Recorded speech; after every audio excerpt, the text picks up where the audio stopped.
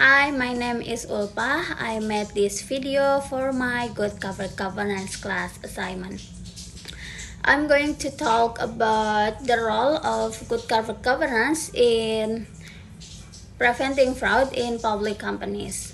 I chose this topic because implementing good corporate governance in public companies is often difficult due to interference from outside parties, such as political influence and pressure from majority shareholders, which can create an opportunity for fraud to happen. So, what actually is good corporate governance? Good corporate governance, or GCG, is a system that helps companies run properly and responsibly to grow their value in a long-term and sustainable way. And fraud is an act of cheating or manipulation to gain illegal benefits. It can involve things like changing financial reports or using company assets for personal gain. So, good corporate governance can help prevent fraud in public companies through this basic practice. First is effective internal controls.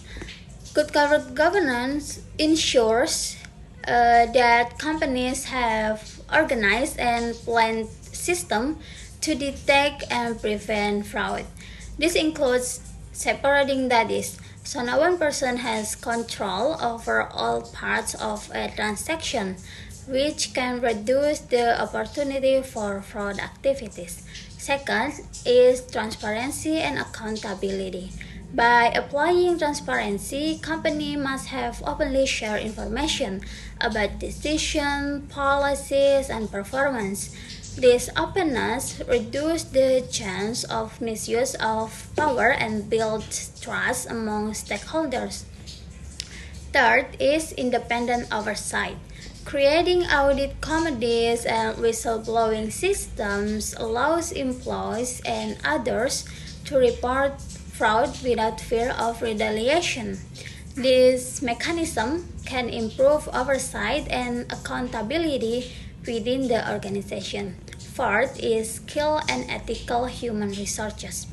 Effective good corporate governance relies not only on structures and procedures, but also on the integrity and competence of human resources. By instilling ethical values and integrity, companies can build a culture that reduces the potential for fraud. But guess what? Not every company that say they follow good corporate governance does it right.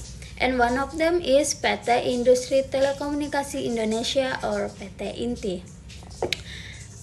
This case example is taken from a study by Henry Farangdita Kusuma titled Analysis of Good Corporate Governance Implementation at PT Industri Telekomunikasi Indonesia. The study explained in detail how good corporate governance implementation at PT INTI still face many serious problems. So, PT INTI has applied good corporate governance since 2012. However, in practice, many serious problems still happen, and the way it is done does not match the GCG principles. And this is some evidence that GCG is not working properly at the company. First is corruption case.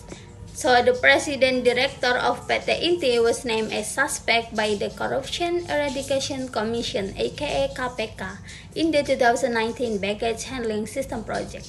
Second is employee protest. Employees protest because their salaries were not paid for 2 months. Third is abandoned projects. So many projects were left unfinished due to poor management. And fourth is poor internal communication. The directors don't work well together, and communication with employees is very weak. So obviously this influenced the company's financial situation. So the company financial performance got worse The financial reports from 2018 until 2019 show that the losses keep increasing. So yeah, in conclusion, good corporate governance can help reduce fraud, but this is not always effective if the company does not implement it well. The success of good corporate governance depends on how well the company applies and enforces this principle.